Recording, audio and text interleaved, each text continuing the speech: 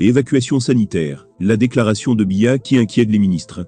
Il devrait désormais se rabattre sur les hôpitaux du pays. Du haut de ses 89 ans, Paul Biya, malgré sa santé fragile, honore ses engagements de chef d'État.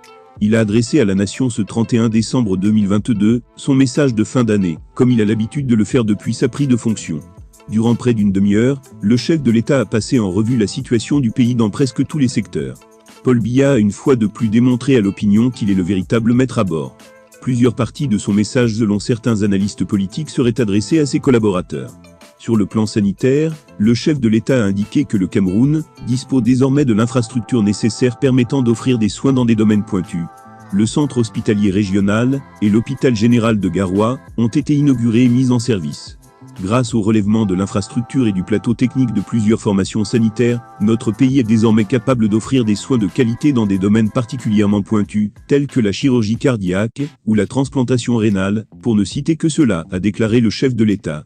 Cette sortie du chef de l'État pour certains serait une invitation adressée aux ministres et barons du régime qui bénéficient des évacuations sanitaires pour de soigner à l'étranger. Il devrait désormais se rabattre sur les hôpitaux du pays.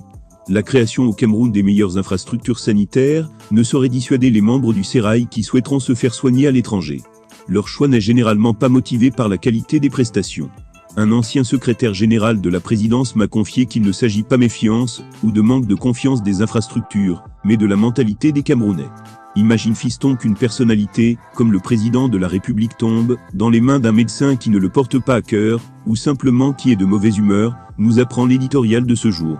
Les autorités camerounaises craignent donc de se retrouver entre les mains des professionnels de santé qui leur reprocheraient des fautes de gestion et seraient tentés de se venger sur eux. C'est ainsi que la quasi-totalité des ministres de Paul Biya se font soigner à l'hôpital américain de Paris. C'est là que l'ancien roi des Bamoun a rendu l'âme, il y a quelques semaines.